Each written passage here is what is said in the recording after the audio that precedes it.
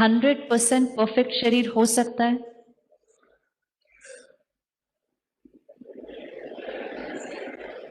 हम श्योर ही नहीं है कि हम क्या बनाना चाहते हैं।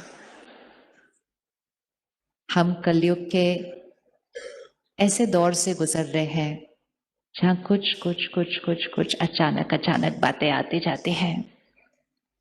अब तो ऐसा समय चल रहा है कि अभी सब ठीक है, अचानक अगले क्षण सब कुछ बदल जाता है। जब हम भाग्य की बात करते हैं तो हम ज्यादातर सब कुछ बाहर देखते हैं, ये परफेक्ट होना चाहिए, ये परफेक्ट होना चाहिए, ये परफेक्ट होना चाहिए। अच्छा, अभी स्टेज को देखना, ठीक है? ये मेरी जीवन है, ये स्टेज मेरी जीवन है इस समय, ठीक है? अब मुझे बताना मेरा परफेक्ट भाग्य कैसे होगा, ये आपको आंसर देना है। ये मेरी जीवन है, इस जीवन में ये कुर्सी बहुत इंपॉर्टेंट है, ये टेबल बहुत इंपॉर्टेंट है, ये तो बहुत ही इंपॉर्टेंट है, इसके बिना तो काम नहीं होना है, बाकी ये सारी डेकोरेशन भी इंपॉर्टेंट है, ये सब कुछ परफेक्ट है। लेकिन मेरा मन उतना परफेक्ट नहीं है, तो आप मेरे भाग्य को परफेक्ट बोलेंगे? बट सब कुछ परफेक्ट है जो मेरे पास है, लेकिन मेरा मन उतना परफेक्ट नहीं है। आप मेरे भाग्य को परफेक्ट बोलेंगे? हाँ या ना? ना? अच्छा, अब दूसरा ऑप्शन है, यहां टेबल थोड़ी टेढ़ी है, माइक तो आपने देखा है, वैसे मेरे मुंह तक लग गया फिर भी आवाज नहीं आ रही ठीक से, कुर्सी भी ठीक ठाक ही है, फूल आधे मुरझा चुके हैं, कारपेट थोड़ा सा गंदा हो चुका है, सब कुछ थोड़ा सा परफेक्ट नहीं है, लेकिन मेरा मन परफेक्ट है, तो मेरा भाग्य परफेक्ट है। ध्यान से सोचना और ध्यान से बोलना। पहले सब कुछ परफेक्ट था मेरे लिए, लेकिन यहां परफेक्ट नहीं था, तो भी आपने कहा भाग्य परफेक्ट नहीं है। और दूसरा है, सब कुछ जो है, लेकिन कभी कुछ थोड़ा थोड़ा चलता रहता है, लेकिन कितना भी वो थोड़ा बहुत चल रहा हो, मन परफेक्ट है, तो मेरा भाग्य परफेक्ट है। बताइए हाँ या ना? तो फिर परफेक्ट भाग्य बनाना कितना आसान है? कितना आसान है? फिर आप क्यों सोचते हो कि परफेक्ट भाग्य नहीं बनना चाहिए? दो शक्तियां हैं, एक बाह्य जगत और उस बाह्य जगत को अनुभव करने वाली मैं आत्मा। क्योंकि हम भूल गए कि मैं आत्मा हूं, तो मैंने सोचा मेरा भाग्य मतलब सब कुछ परफेक्ट होना चाहिए। सब कुछ परफेक्ट मतलब मेरा शरीर परफेक्ट होना चाहिए, मेरा काम परफेक्ट होना चाहिए, मेरे बच्चे परफेक्ट होने चाहिए, मेरा मकान परफेक्ट होना चाहिए, सब कुछ परफेक्ट है। आपको पता है, इस समय भी दुनिया में कई लोग ऐसे हैं जिनका ये सब कुछ परफेक्ट है, सब कुछ परफेक्ट है, लेकिन तो भी वो अंदर संतुष्ट नहीं है, तो भी अभी भी चाहिए चाहिए चाहिए और चाहिए और चाहिए और चाहिए और चाहिए। अपने अपने हेलीकॉप्टर है उनके पास, सब कुछ है, लेकिन अभी भी संतुष्टता नहीं है, और चाहिए और चाहिए और चाहिए। और जब संतुष्टता नहीं तो खुशी नहीं, और खुशी नहीं तो सब कुछ है फिर भी ऐसे है।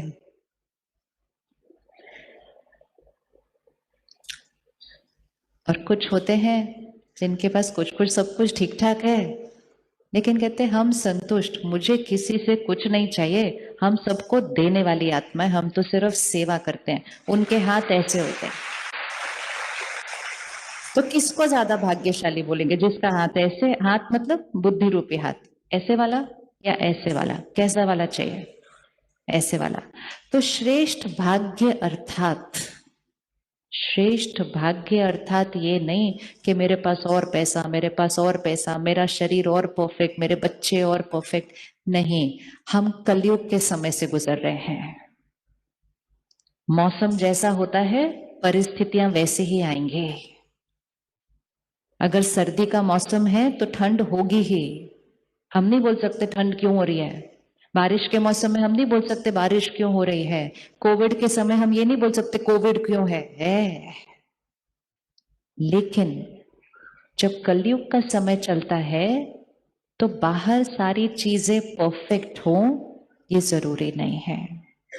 आज परफेक्ट है, अचानक कल बदल सकती है बाह्य। लेकिन कलयुग में रहते हुए भी मेरा मन सत्युग हो, ये हो सकता है, ये हो सकता है। क्यों हो सकता है?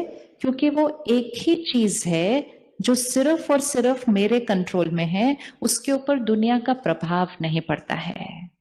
आज शरीर है, आप कितना भी इसका ध्यान रखो, कभी हवा दूषित है, कभी पानी में कुछ हो गया, कभी सब्जी में कोई केमिकल था, और कुछ नहीं तो कोविड आ गया सृष्टि पर। अपने कंट्रोल में तो नहीं था ना। लेकिन आज भाग्य की डेफिनेशन को चेंज करना, मेरा भाग्य मतलब मेरा भाग्य, मेरा भाग्य, मेरा भाग्य परफेक्ट होना मतलब चाहे कुछ भी कैसा भी हो, मैं आत्मा भरपूर, पैसा भरपूर नहीं, मैं आत्मा भरपूर, मैं आत्मा शक्तिशाली। और जो आत्मा भरपूर होगी वो सदा ऐसे होगी। और जिसके पास सब कुछ है लेकिन आत्मा भरपूर नहीं तो वो सदा ऐसे होंगे। तो हमें कौन सा वाला बनना है, ऐसे वाला या ऐसे वाला? दिखाओ हाथ, दिख नहीं रहे मुझे आपके हाथ, कैसे वाला बनना है? ऐसे वाला। इसीलिए दिया जलाते हैं। दिया मतलब ही दिया, दिया मतलब टू गिव, देना, दिया।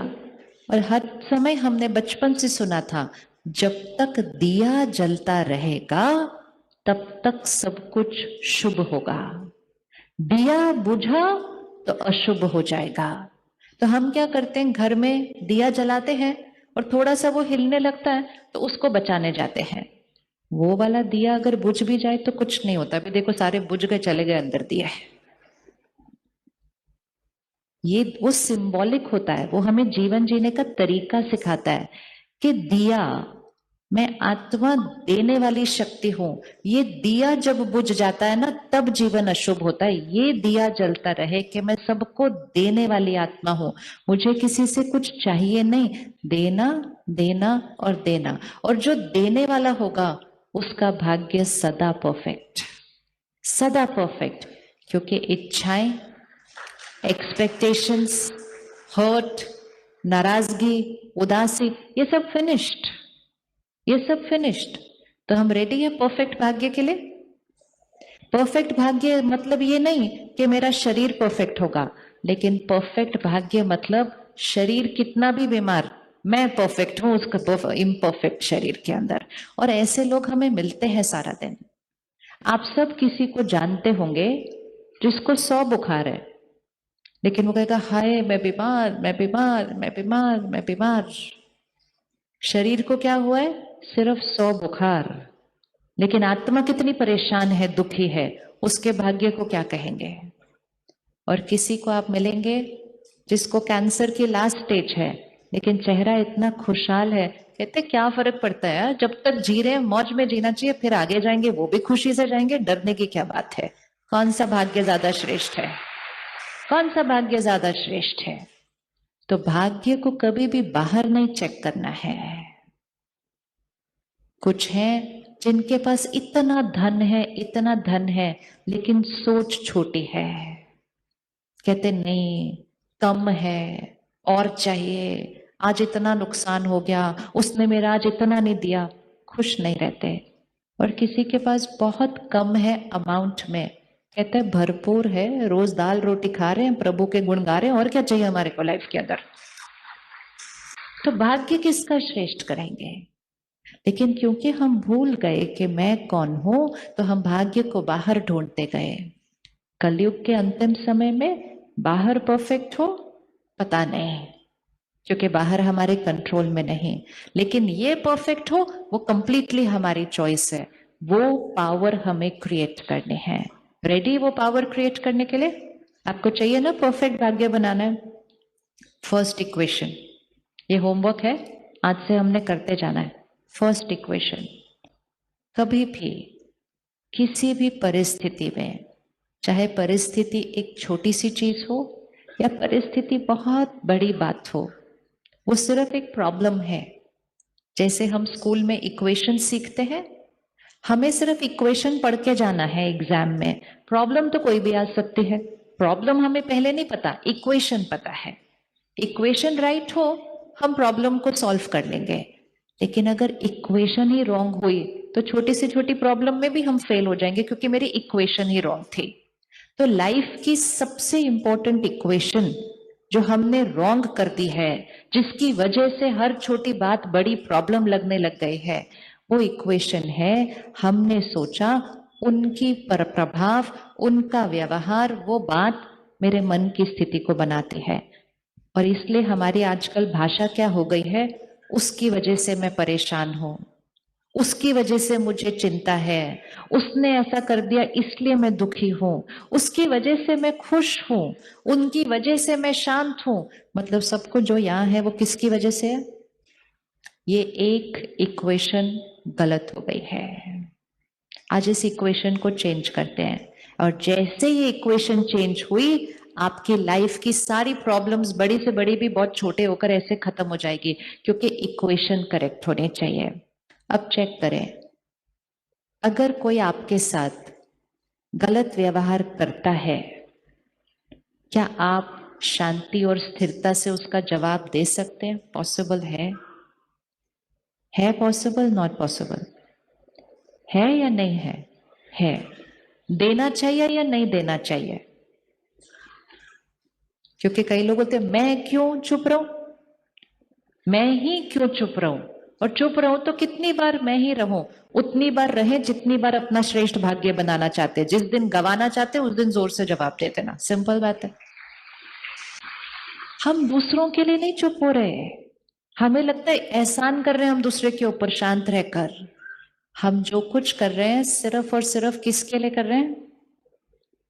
क्योंकि जैसे ही कोई कुछ करता है और हम रिएक्ट करते हैं, उस पर तो असर होता है कि नहीं होता हमें पता नहीं, लेकिन हम बहुत कुछ यहाँ गवा देते हैं। अब इसको एक बैटरी की तरह समझना है, इसको विजुअलाइज करो, यहाँ एक बैटरी है। श्रेष्ठ भाग्य मतलब ये बैटरी कैसे होनी चाहिए? परफेक्ट। सारा दिन में हम कौन सी चीजें ऐसे करते हैं जिससे ये बैटरी थोड़ी सी टिप टिप टिप टिप घटती जाती है? जितनी ये बैटरी कम होती जाएगी, उतना हम अपना भाग्य गवा रहे हैं।